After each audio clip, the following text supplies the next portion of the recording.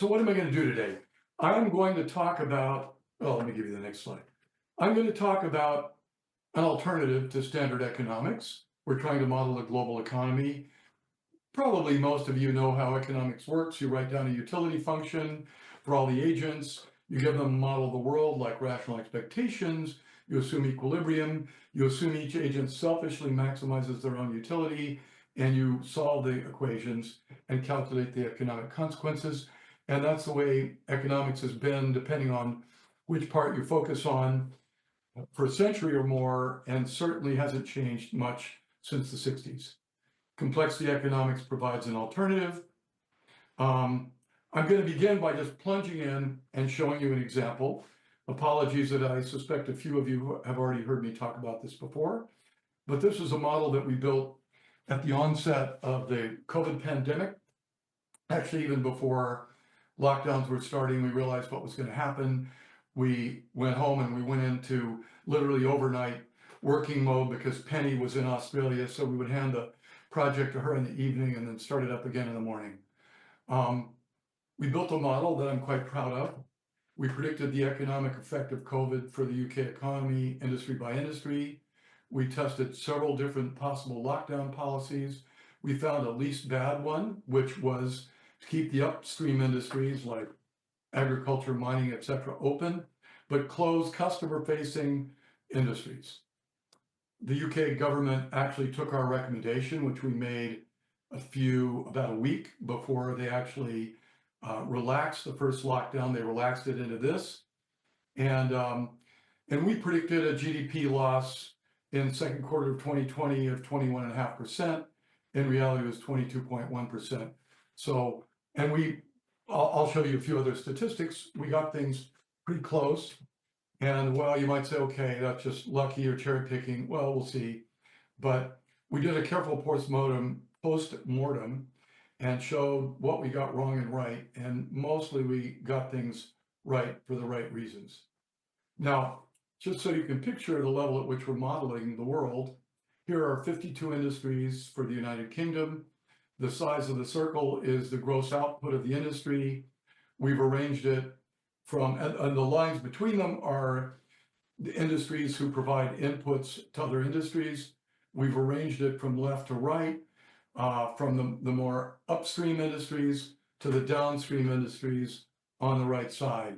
So goods flow from left to right, money flows from right to left. We built a very simple model.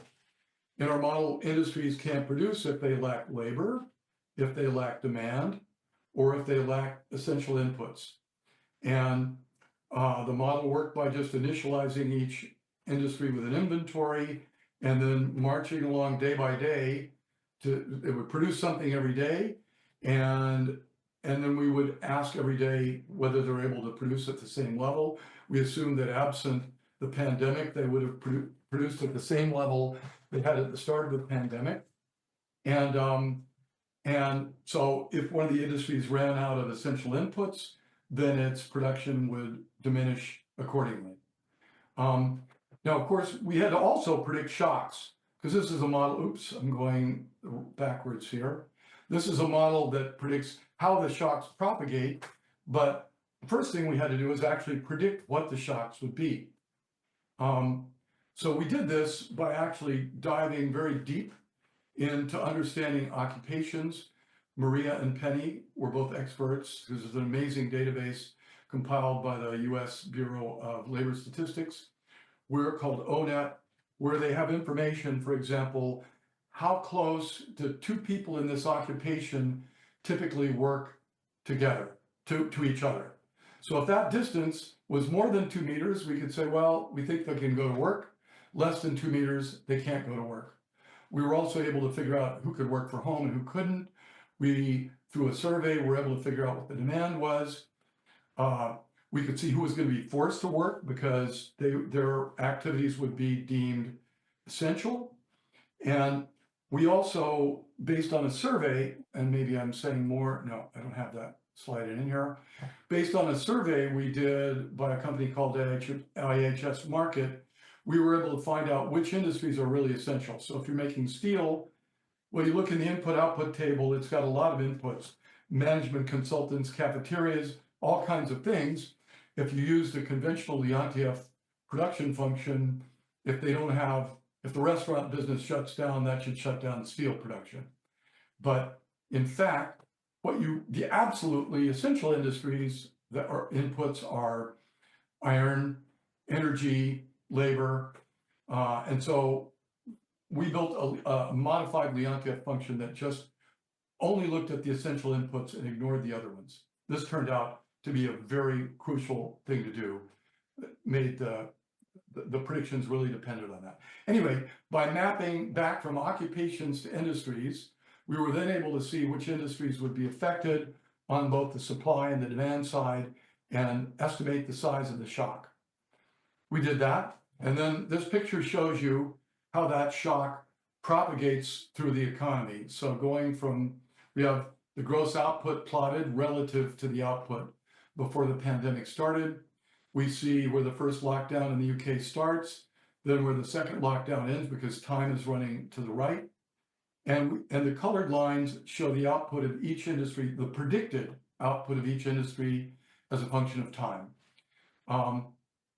And so you see that some industries, like there's a bluish gray industry at the top that was not affected. Other industries, like the kind of green line at the bottom, their output was 35% or so of what it was normally, and lots of things in between. You can also see some of these trajectories are fairly complicated because you can see the trajectory goes along horizontally and then it drops. Why does it drop? Well, because the industry runs out of essential inputs at that point. And so you can see the models have some understanding of that. The black line is the prediction for aggregate gross output for the model as a function of time. The black dots are what was actually observed. So you can see we got very close, and we even got the time trajectory roughly right. This picture shows a snapshot after about a quarter, I can't quite remember now, from the initial shock of comparing on the horizontal axis, what did the data say? How much did the output of that industry drop? A full output, by the way, is at the intersection of the 100 line up there by where it says public administration. And the horizontal axis shows what the model predictions were. If the predictions were perfect, everything would sit on this black diagonal line. In fact, predictions weren't perfect, but we were high on some, low on the others. The errors averaged out, and still, it's a pretty good for an economic prediction. And I think the first example of an agent-based model in economics being used to predict quantitative things successfully in real time. That is, we made the predictions ahead of things happening, so nobody can say we just cheated and looked at the data. We now have built a better model. The better model was built in conjunction with real epidemiologists, complex system scientists who are experts in epidemiology, and we actually hooked our economic model to their epidemiological model. Okay, I'm going to zip through some of these slides because I expect most of this audience knows what complexity economics is. It's just applying complex systems methods to economics and simulation in particular. So we use simulation. We typically assume bounded rationality, myopic reasoning. We try and put in the way problems are really solved. And so we use heuristics. We might give the agents goals, but we have imperfect learning and imperfect logic based on feasible information without assuming optimality. Things might or might not converge to equilibrium. We model from the bottom up. We try to follow what I've called the principle of verisimilitude. That is, try to find the mechanisms to model the economy as it is, rather than as if it were something else. I like to think about the metaphor of the wilderness of bounded rationality. Young economists are often told to beware of getting lost in the wilderness of bounded rationality. I'm saying this, putting up the slide actually to illustrate that I think conventional economics and complexity economics are complementary. Economists have chose to enter through what I would call the rationality gate. You start out with very strong assumptions about rational expectations, and then you relax them a little bit at a time, so keeping that rationality gate in sight to avoid getting lost in this wilderness in the middle. Some of us have, in contrast, entered through the zero intelligence gate. We start out making assumptions like, well, maybe people just flip coins to make decisions. And then we try and make those more realistic and plausible. So we enter through the back. The goal is to ultimately meet in the middle somewhere. And there are even some examples now where that's been done, but I might get back to that later. Now, I think complexity economics is in transition now. Since Herb Simon's day, we have computers that are 1 billion times more powerful, vastly better data, better understanding of human behavior, better understanding of how to build AVMs, better understanding of complex systems. The time is right. And we have some examples of successes. And in particular, AVMs are transitioning from being qualitative models that model generic economies at a generic point in time, calibrated to stylized facts, to actually making quantitative predictions for a specific country at a specific point in time, or even the whole world at a specific point in time. And being able to evaluate policies in a quantitative way. I think the key advantage of this approach is tractability. If standard models where you're trying to solve first order conditions and compute the optimum decision rules for agents become intractable as soon as things aren't convex any longer and you have more than the order of 10 or so agents, you just can't solve the equations anymore. In contrast, we have many examples now where we use millions of heterogeneous agents and we can much more realistically include economic structure. A seminal paper here was by my often collaborator, Sebastian Poledna, where he, for the first time, built an agent-based macro model and compared it to the standard economic models for Austria, and showed it made comparably good predictions, though maybe not yet at a statistically significant level of comparison. We've also built a model like that. We went beyond Poledna by actually testing the model on 38 countries and showing that it did quite well and actually beat his model. I don't want to bog down in details right now, but please come back and ask me. I want to allow lots of time for questions, so I'm kind of moving at a fast pace. A model I'm particularly optimistic about right now is a model that we're building of the energy and power sectors of the world. The agents are real energy and power firms. Every year they decide how much to invest. They decide which assets to invest in. Do they build a gas turbine electricity plant or a solar farm? We then simulate the markets. We find the prices and quantities that each firm supplies of electricity. And this model is a literal one-to-one scale model. Real firms are in the initial condition. We then predict future costs of technology. We do this year by year. And we have a global policy laboratory because all these decisions depend on the policies that are in place in each country. And so here's a graph of how the model works. Again, we have the energy market, we have an investment module, we model firm creations and exits, we update costs, and we go around this loop, also updating technology costs. Here's an example of how the Canadian economy, or how the Canadian energy system has evolved. I'm starting out with a history since 1970. You can see those little drops of water are hydro plants. The black things are coal plants. The gray little flames are gas plants. We see a few solar plants. So you can see how the Canadian system has evolved so far. Now,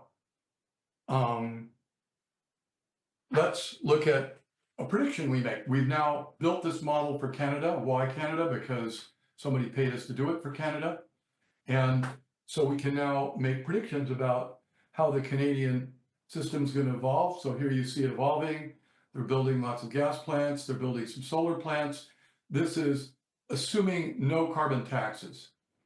And you can see the investments by technology over there.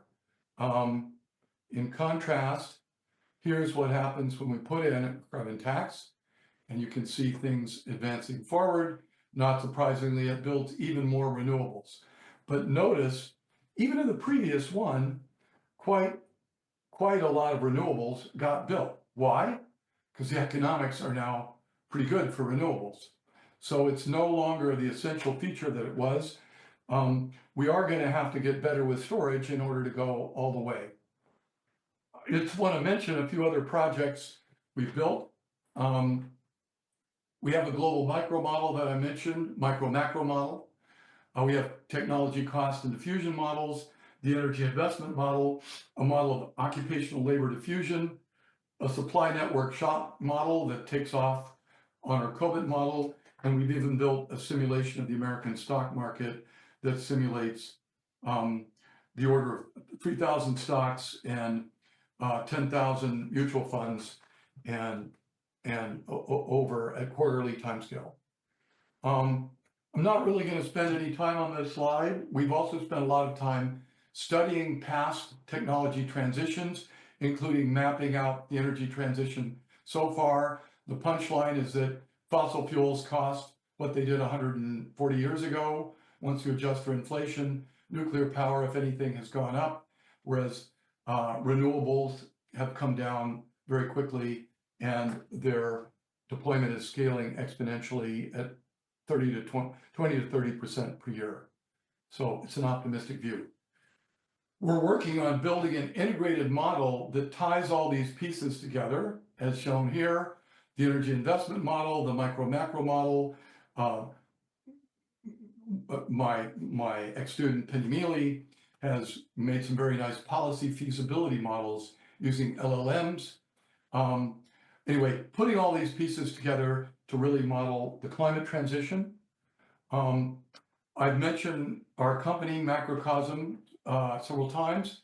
The goal of the country is to scale up complexity economics, reduce it to practice, make predictions day in and day out, have an initial focus on the climate transition, and help guide us to a better future. It goes back to Dirk's opening remarks in that we're really trying to solve the chicken egg problem of building large-scale agent-based models for the world by getting the private sector to fund the building of those models.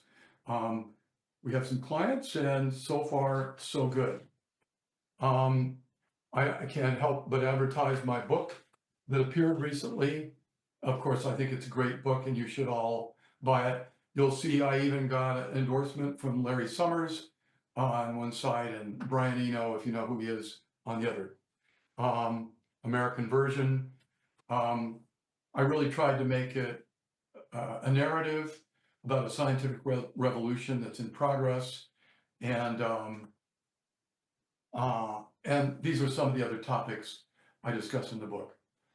So I believe I've come in about 8 minutes under schedule. I'm hoping that we'll get lots of questions, because that's always more fun than just listening to a boring presentation.